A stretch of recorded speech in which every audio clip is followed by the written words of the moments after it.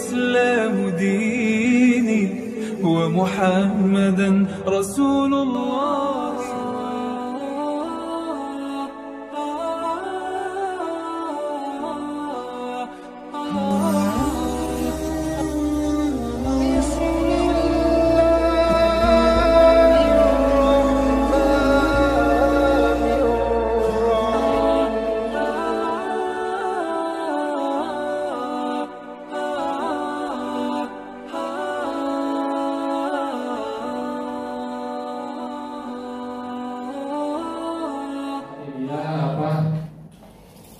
Sangat sedih sekali ya, karena begitu fakirnya dia sehingga dia tidak bisa menginfakkan hartanya sama sekali. Nah ini oleh dia jadi kontras sekali antara yang dia lihat dengan suasana antusias sahabat-sahabatnya untuk mempersiapkan bekal, sedangkan dia sendiri sebutir kurma pun itu dia tidak punya. Jadi akhirnya dia kembali ke rumahnya menjelang senja, menjelang sore, dan itu membuat dia tambah bersedih dan akhirnya dia tenggelam dalam ketidakberdayaan ya, mengingat dia ingin sekali ikut berperang. Hingga suatu malam karena dia mungkin hampir putus asa, mungkin ya, bukan putus asa, mungkin hampir tidak menemukan jalan keluar. Akhirnya dia karena begitu gundahnya, akhirnya dia mengambil wudhu dan melakukan sholat malam, dan disitulah dia mencurahkan segala ketidakberdayaan dia di dalam doa-doa, ketidakmampuan dia, benar-benar hopeless gitu ya, tidak bisa ikut di dalam rombongan pasukan perang menuju Tabuk. Jadi berdoa di dalam satu doa, bunyi doanya dia mengatakan bahwa ya Rob, Engkau memerintahkan kami untuk berjihad, Engkau memerintahkan kami untuk berinfak, tapi bagaimana kami akan ikut serta jika keadaannya seperti ini. Jadi dia di saat itu menangis sejadi-jadinya dan mengadukan segala kesedihannya bahwa dia tidak bisa menjemput ajakan Rasulullah. Dan pada keesok dan doa yang begitu tulus dari sahabat Nabi Ulbah bin Zaid ini ternyata walaupun doanya sederhana dan begitu tulus, didengarkan, alhamdulillah didengarkan oleh Allah, dan hingga doa-doa tersebut bisa menggetarkan arsy Allah. Jadi esok paginya pada sholat subuh seperti biasa Rasulullah memimpin sholat subuh. Setelah Rasulullah memimpin sholat subuh seperti biasa, Ulbah bin Zaid juga sudah tidak ada pikiran apa-apa lagi, merasa tenang dan sudah melupakan peristiwa tadi malam. Nah, begitu Rasulullah berdiri setelah sholat subuh, beliau bertanya kepada sahabat-sahabat maupun jamaah sholat subuhnya, tadi malam mohon berdiri, tadi malam siapa yang telah melakukan sodako atau infak. Nah, satu orang pun tidak ada yang berdiri karena memang merasa tidak ada yang melakukan sodako tadi malam. Nah, akhirnya karena Rasulullah tidak melihat ada satu orang pun yang berdiri, sedangkan Rasulullah sebelumnya diberitahu oleh malaikat Jibril berdasarkan perintah Allah bahwa doa dari Ulbah bin Zaid sudah dikabulkan. Jadi akhirnya Rasulullah menghampiri Zaid bin Ulbah dan mengatakan, wahai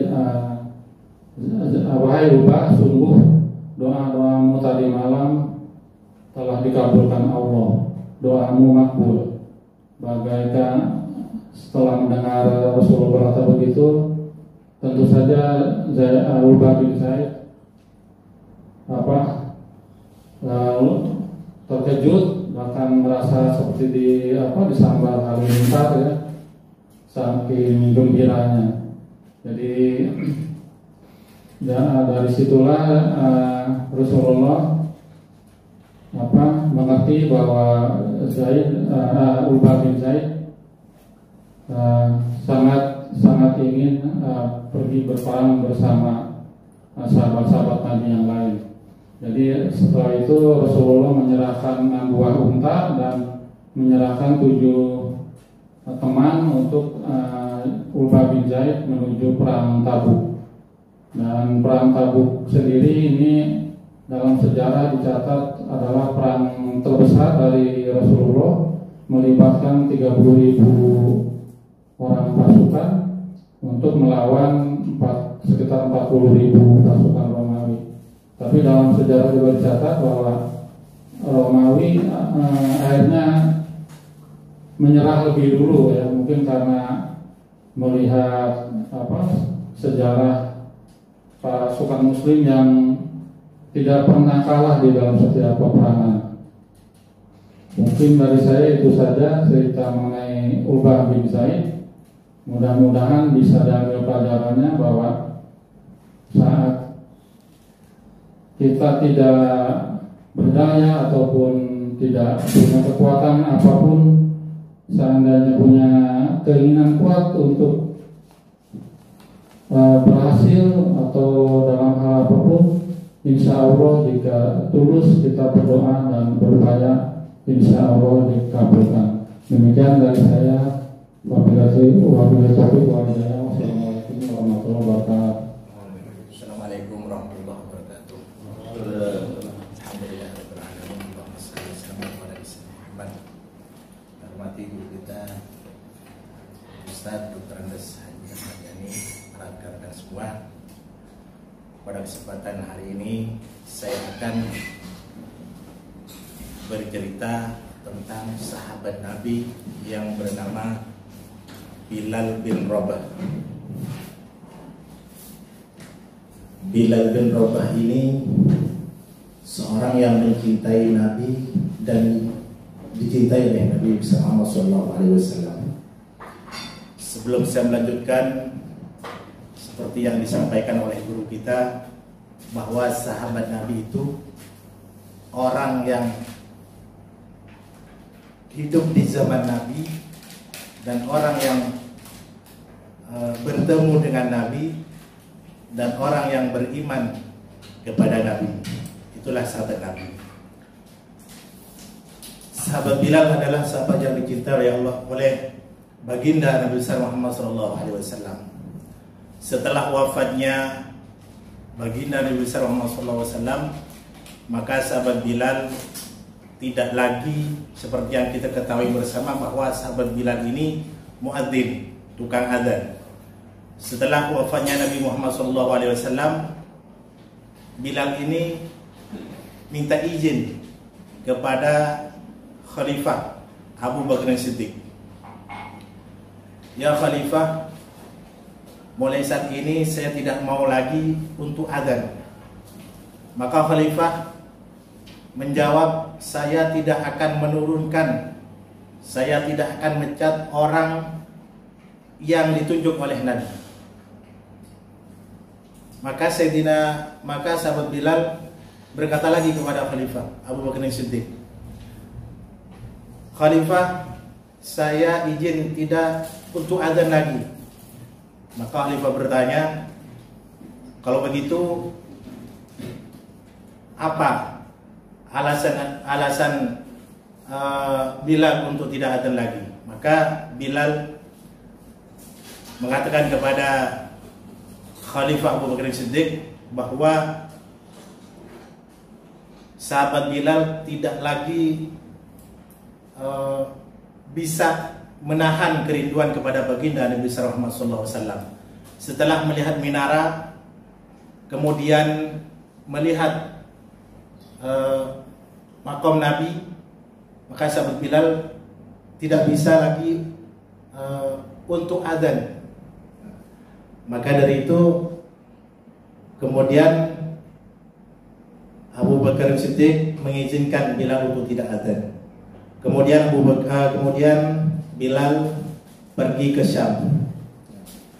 Setelah berapa bulan berada di Syam, maka sahabat Bilal bermimpi didatangi oleh Nabi sallallahu alaihi wasallam. Dalam mimpinya Rasulullah sallallahu alaihi wasallam mengatakan, "Wahai Bilal, kenapa hatimu sangat keras? Lima dalam azuruni, ya Bilal. Kenapa hatimu sangat keras? Kenapa engkau tidak mengunjungiku?" Maka seketika bangun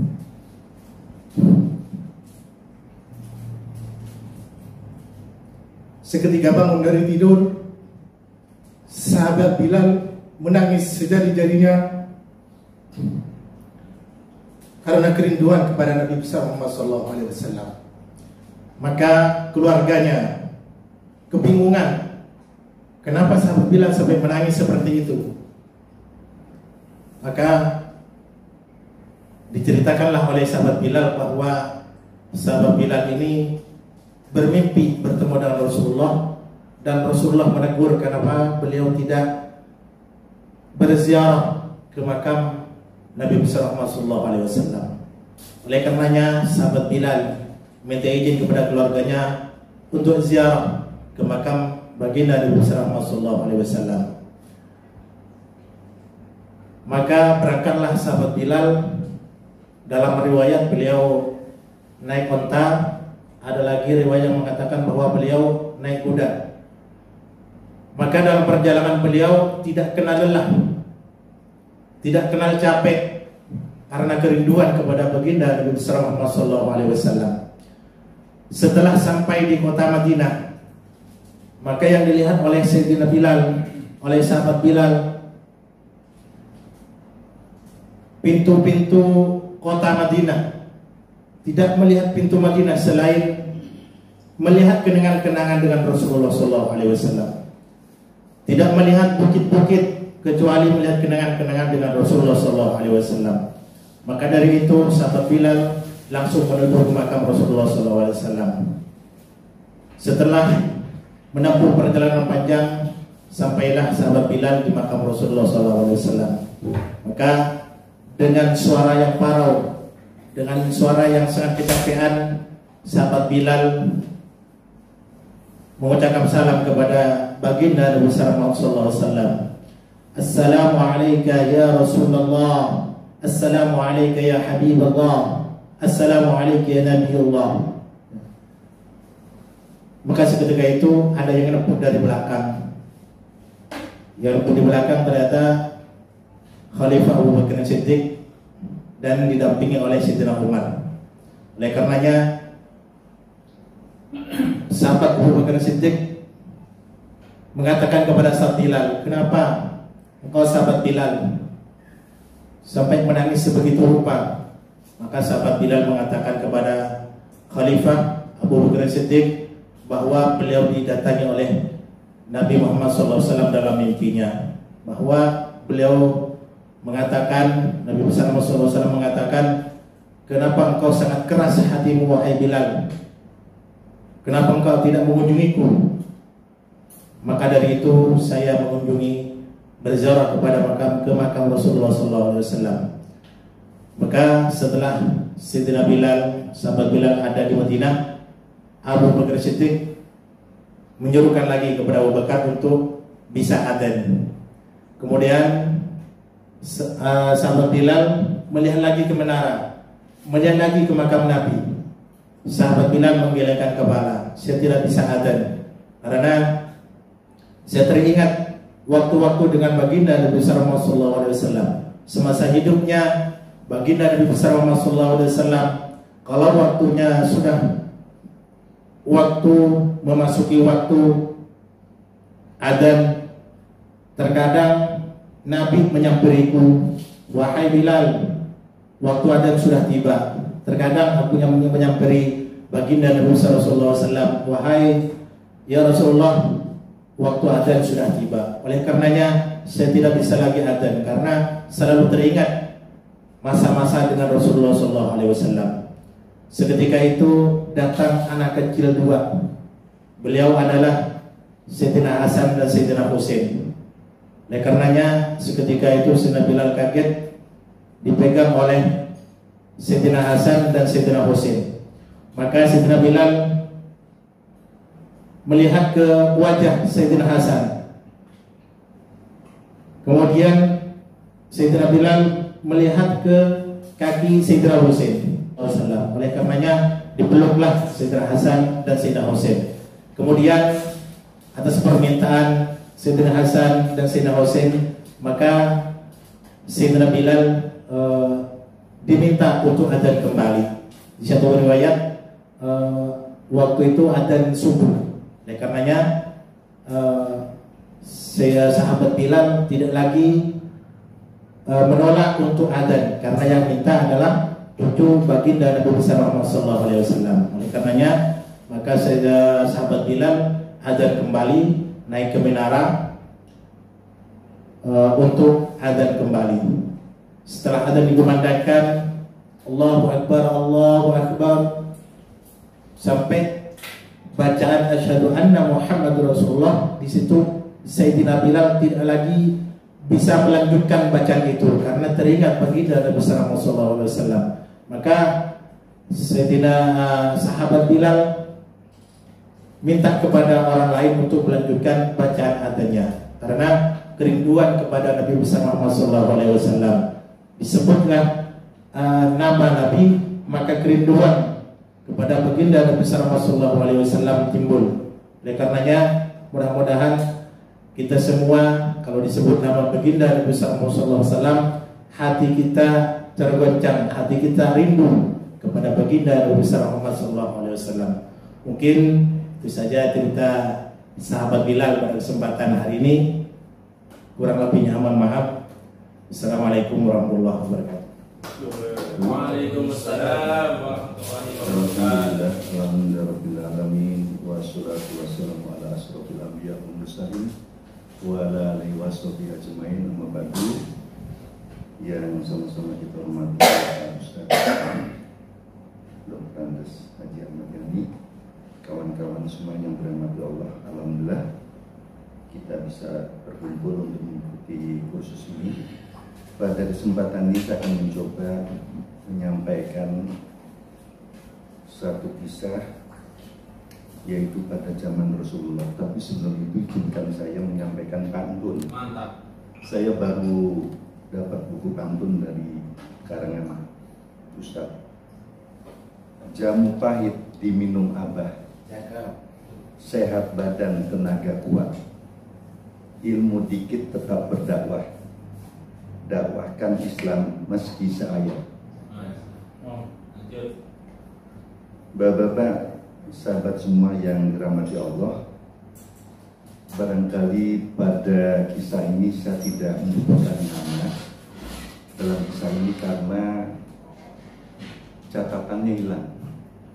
Saya tidak mencatat, tapi saya ingat esensi ceritanya, yaitu pada suatu saat Rasulullah berkumpul dengan para sahabat. Kata Rasulullah, ya para sahabat, aku ingin tunjukkan seorang yang ahli surga. Kemudian para sahabat menunggu kesempatan itu. Yang dimaksud ahli surga ini adalah tidak 4 orang sahabat seperti Abu Bakar, Umar, tetapi sahabat yang lain. Katakan A, kemudian muncullah A ini sahabat, sering berada di sekitar Rasulullah. para sahabat yang lain selain 4 khalifah sahabat Rasul itu, ada sahabat yang lain melihat kok kelihatannya orang ini biasa-biasa saja, tidak ada ibadah-ibadah yang istimewa, tidak, seperti biasa, memang berjamaah di masjid, kemudian selalu 5 waktu di masjid, sholat-sholat sunnah di masjid, kelihatan biasa. Pada kesempatan lain Rasulullah mengatakan lagi, nanti perhatikan oleh kalian akan datang lagi ahli surga. Kemudian pada kesempatan itu ditunggu lagi oleh para sahabat semua di sekitar Rasulullah. Ternyata orang yang sama. Dan kisah ini Rasulullah mengatakan sampai 3 kali. Dan orangnya sama. Itu juga, A juga. Kemudian ada sahabat lain ingin tahu rahasia orang ini apa. Di mana yang menjadi kunci amalan-amalan ibadahnya yang membuat dia sebagai ahli surga. Kenapa Rasulullah tahu? Karena menurut ustadz saya, Rasulullah itu tahu si A sebagai ahli surga karena dibisiki oleh malaikat Jibril. Jadi Rasulullah, kemudian sahabat B ini ingin tahu apa rahasianya sebagai ahli surga. Kemudian kebetulan pada kesempatan itu ada satu momen istri si B ini sedang keluar kota. Kemudian dia menemui si B ini, yang ahli surga itu. Dia mengatakan, aku mau izin, kalau diizinkan bolehkah aku bermalam di tempat kamu karena istriku sedang keluar kota. Begitulah kira-kira. Ya ahli surga kan baik, ya soleh sudah pasti, tidak bisa menolak. Kemudian diizinkan. Sesungguhnya si B ini ingin tahu apa dibalik rahasia sehingga Rasulullah itu mengatakan si A ini sebagai ahli surga. 3 hari dia selalu memperhatikan ke masjid sama-sama, ibadahnya sama. Kemudian di rumah pun begitu, amalan-amalannya biasa saja. Sampai 3 hari si B ini tidak menemukan apa keistimewaannya dari si A ini sebagai ahli surga. Kemudian mengatakan pamit. Selanjutnya pamit. Sebelum pamit, akhirnya dia buka. Saya menginap, sesungguhnya saya ingin tahu, kalau menurut Rasulullah sebagai ahli surga, apa rahasianya? Coba aku ingin tahu. Aku lihat kau biasa saja. Dan si B mengatakan, dia mengakui, aku ibadahnya biasa saja. Sholat ke masjid, puasa sunnah, puasa Senin Kemis misalnya. Kemudian sholat sunnah 5 waktu ke masjid dan sebagainya, aku biasa aja. Kemudian pamitlah si B ini meninggalkan rumah itu. Tapi si A kemudian memanggil, kawan, sebentar, tunggu, kemari. Kemudian dia berceritalah, rupanya si A ini punya kebiasaan, bapak-bapak sekalian, setiap malam tidak pernah lupa ketika dia ingin tidur, dia coba introspeksi, mawas diri, introspeksi. Dia selalu mengingat selama 1 hari dari pagi sampai siang, sore, malam itu dia telah berbuat kekeliruan apa kepada orang lain, baik salah ucap maupun tingkah laku apa. Kemudian dia beristighfar, dia memohon ampun kepada Allah setiap hari ketika ingin tidur. Kemudian kalaupun ada interaksi yang tidak pas, dia mempunyai kesalahan, langsung saat itu juga, siang atau sore itu atau pagi itu, dia minta maaf sama yang bersangkutan. Artinya yang bersangkutan si B ini, sahabat Nabi ini, dia selalu menjaga hatinya, menjaga kolbunya. Karena kita tahu ada segumpal daging, maka ketika hati itu baik, maka selamatlah. Jadi kalau bahasa sekarang ini kira-kira manajemen kolbu lah. Dan kita tahu kalau kolbu itu, hati itu sebagai raja, maka pikiran atau akal itu sebagai panglima. Kemudian anggota tubuh kita, tangan, panca indera kita, kaki kita adalah sebagai tentara. Itu saya ingat itu, jadi dikaitkan dia sebagai ahli surga karena setiap malam itu sebelum tidur saya selalu selain berdoa kemudian dia coba introspeksi, dia menjaga hatinya, batinnya, hatinya berusaha selalu bersih, minta maaf, kemudian kalau ada pendosa dia beristighfar. Intinya seperti itu dari cerita sahabat Rasul ini. Esensinya atau kesimpulannya itulah pentingnya kita untuk selalu menjaga hati, kalbu kita ya selalu baik, dan ini bukan pekerjaan ringan. Saya ingat ada ustadz saya, guru saya di masjid mengatakan pikiran perlu asupan, ilmu pengetahuan dan teknologi. Hati kita perlu asupan, hikmah-hikmah, pencerahan-pencerahan. Kemudian perut kita perlu asupan, makanan, minuman. Kalau orang dewasa, saya kira ini semua orang dewasa ya, di bawah perut ada lagi perlu asupan lagi.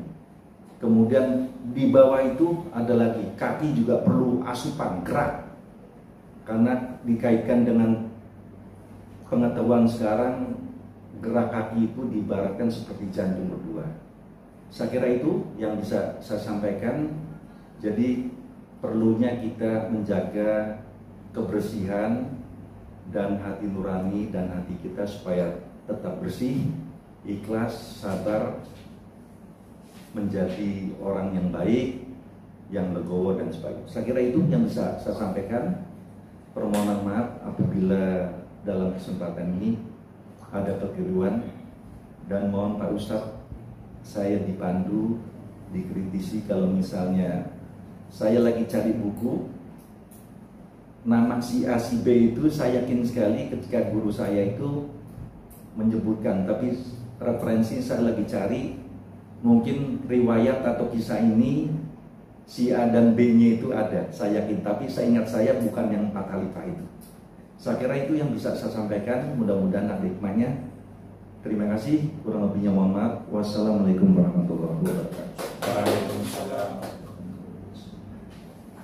Bismillah, assalamualaikum warahmatullahi wabarakatuh. Waalaikumsalam warahmatullahi wabarakatuh. Alhamdulillah, wassalatu wassalamu ala asyrofil wa ala alihi washabbihi ajmain. Amma ba'du. Mungkin dan puji hanya Allah SWT. Salawat dan salam semoga terlimpah selalu kepada junjungan kita Nabi besar Muhammad SAW. Izinkan saya untuk bercerita tentang salah satu sahabat Rasulullah SAW. Kali ini saya akan bercerita tentang sahabat Abu Sufyan bin Haris, yang sahabat terkenal dengan seorang sahabat yang meninggal menggali kuburnya dengan tangannya sendiri. Sahabat Abu Sufyan Haris adalah salah satu sepupu Rasulullah SAW. Beliau adalah putra dari Haris dan ayah dari Rasulullah SAW itu adalah merupakan satu kakek, yaitu dari Abdul Muthalib. Jadi mereka berdua ini adalah saudara sepupu. Abu Sufyan Al-Haris ini tumbuh bersama dengan Rasulullah SAW. Beliau juga menjadi saudara sepersusuan, yaitu disusui oleh Halimah As-Sa'diyah. Mereka tumbuh bersama ketika pada masa jahiliyah sampai ketika itu berlangsung sampai Nabi Muhammad SAW mendapatkan wahyu dan mengira bahwa yang akan menjadi teman dalam dakwahnya adalah Abu Sufyan Al-Haris bin Haris. Tetapi setelah Nabi Muhammad SAW berusaha mendakwahkan kepada keluarganya tentang wahyu yang diterimanya, ternyata Abu Sufyan Al-Haris malah tidak mendukungnya, yang tadinya sebagai seorang sahabat atau saudara ketika mendapatkan perintah dari Allah Subhanahu wa taala, karena waktu itu Nabi Muhammad SAW sudah mendapatkan wahyu dan mendakwakan kepada keluarganya, Abu Sufyan Haris malah membencinya. Nah, sejak saat itulah Abu Sufyan Haris sudah tidak bersahabat lagi dengan Nabi Muhammad SAW. Jadi persaudaraan mereka terputus karena Abu Sufyan bin Haris tidak mendukung dakwah Rasulullah SAW. Nah, sejak saat itu, karena Abu Sufyan Haris adalah seorang yang pandai berkuda dan juga dia pandai membuat syair-syair, selalu mempengaruhi orang-orang Quraisy untuk membenci dakwah Rasulullah SAW. Jadi di dalam syairnya dia selalu mencaci maki Rasulullah SAW, juga mempengaruhi orang-orang Quraisy agar membenci terhadap ajaran Nabi Muhammad SAW. Kejadian itu berlangsung sampai 20 tahun. Ketika itu singkat cerita,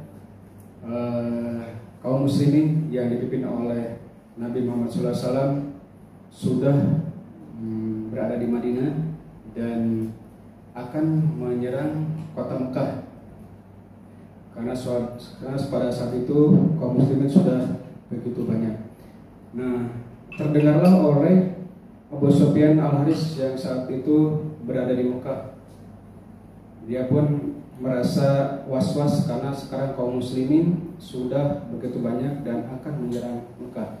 Akhirnya dia bercerita kepada istrinya, "Wahai istriku, jika nanti pasukan Muhammad SAW menyerang kita akan mati terbunuh. Untuk itu, marilah kita keluar dari kota Mekah."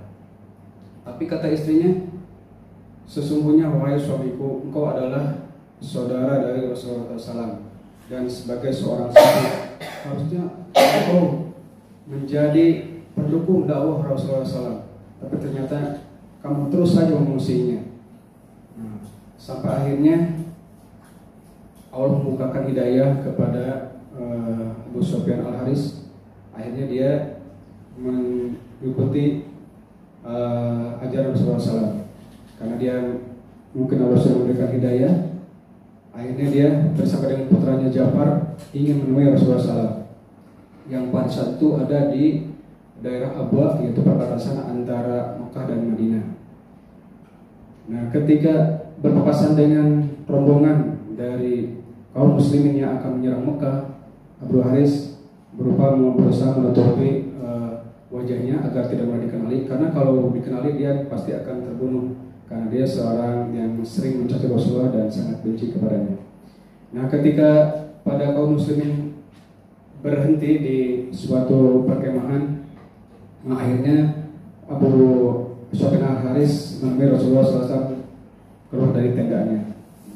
Abu Sufyan Al-Haris lalu menemui Rasulullah SAW dan ingin membuka sama menyamarnya mukanya, karena kalau di padang pasir itu kan pakai udang-udang dan pakai ini, jadi kalau untuk menyamar tidak kelihatan.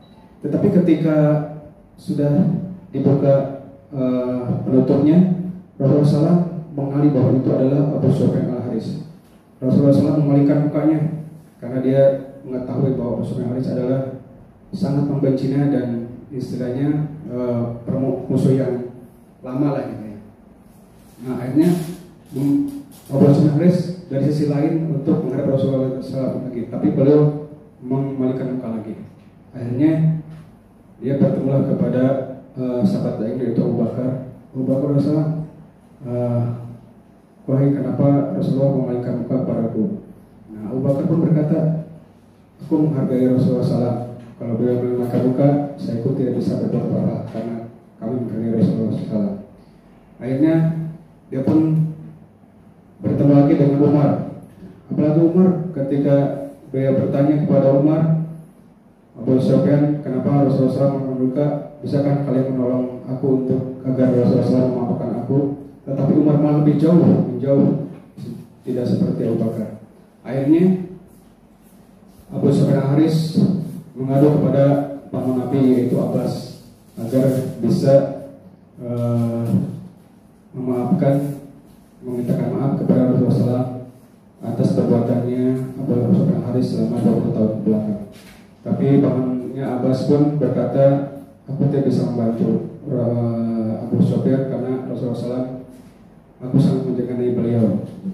Akhirnya ada sahabat Nabi yang seolah membalikan syair yang dulu pernah dia ucapkan kepada Rasulullah SAW, yaitu Nu'man bin Abu bin Haris yang mencaci Abu Sufyan. Abu Sufyan, inilah perbuatan kamu. Kamu adalah menjadikan permusuhan Rasulullah dengan kamu seperti layaknya timur dan barat. Sudah jauh sekali. Semakin sakitlah Abu Sufyan dan seolah-olah putus harapannya untuk bisa dimaafkan oleh Rasulullah SAW. Akhirnya Abu Sufyan Haris meminta bantuan kepada Abbas agar saudara Nu'man itu jangan sampai mencacinya lagi, bahwa dia membenci Rasulullah karena beliau sekarang sudah membuka agama Islam. Akhirnya paman Abbas pun memintakan kepada Nu'man agar janganlah kalian mencaci maki Abu Sufyan Haris karena beliau adalah satu Rasulullah. Mungkin sekarang Rasulullah lagi marah, tapi suatu saat mungkin dia akan memaafkannya lagi. Itu terjadi terus sampai akhirnya Abu Sufyan Haris berputus asa. Dia bilang kepada istrinya, mungkin Rasulullah SAW tidak akan memaafkan aku akan membawa anakku Ja'far dan pergi tanpa arah dan sampai saya dan anakku mati kelaparan. Rupanya sumpah Abu Sufyan Haris didengar oleh Rasulullah SAW, dan dia pun bertemu kembali dengan Rasulullah SAW. Mukanya berbeda dari yang kemarin, jadi dia sudah tidak mengangkat muka lagi.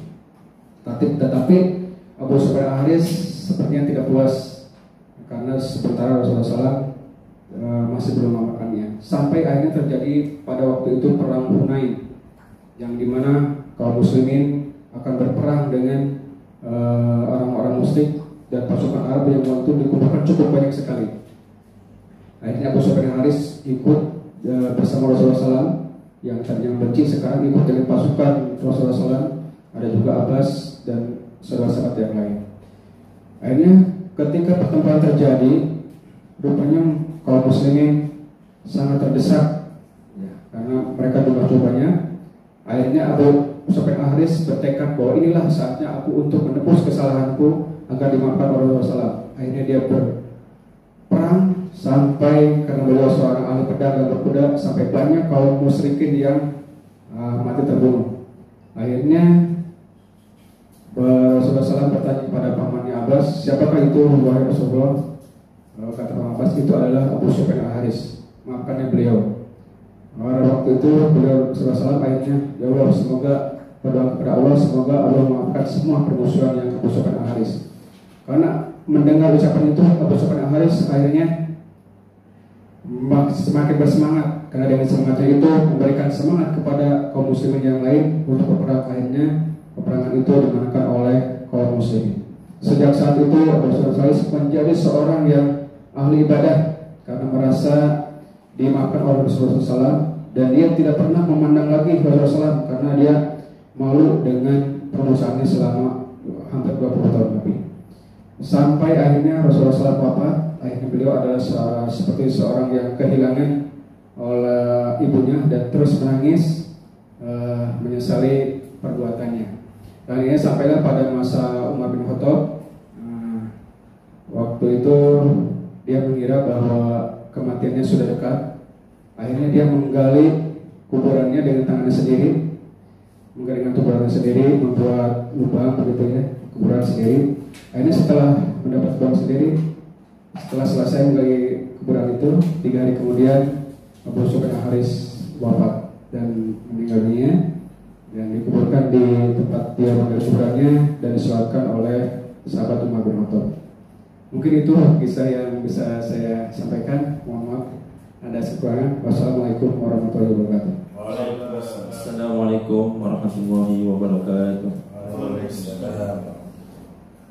Alhamdulillahirabbil alamin, nahmaduhu wa nasta'inuhu wa nastaghfiruh ونعوذ بالله من شرور أنفسنا ومن سيئات أعمالنا من يهده الله فلا مضل له ومن يضلل فلا هادي له أشهد أن لا إله إلا الله وحده لا شريك له وأشهد أن سيدنا محمدا عبده ورسوله اللهم صل وسلم على سيدنا محمد وعلى آله وصحبه أجمعين أما بعد.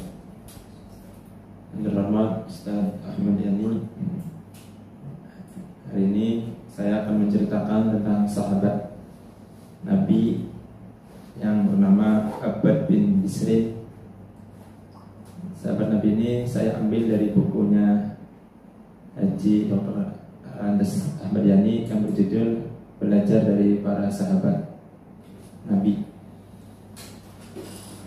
Pada suatu ketika Rasulullah mengutus yang bernama Mus'ab bin Umair karena beliau jago dalam bernegosiasi dan menguraikan tentang Islam. Diutus di Madinah untuk menjelaskan tentang Islam. Ternyata banyak yang antusias. Salah satu yang hadir adalah yang bernama Abbad bin Bisrin. Ketika Rasulullah SAW dan para sahabatnya hijrah ke Madinah, disambut dengan sukacita oleh para penduduk Madinah. Tetapi bagi kaum kafir, dia sangat semakin membenci ya, terhadap perkembangan Islam. Akhirnya setelah perang Zatul Riqa, Rasulullah SAW dan para sahabatnya bermalam di suatu tempat ya. Kemudian Rasulullah SAW memilih para sahabat dan mengutus untuk berjaga secara bergantian, dan dipilihlah yang bernama Ammar bin Yasir dan Abbad bin Bisrin untuk menjaga secara bergantian.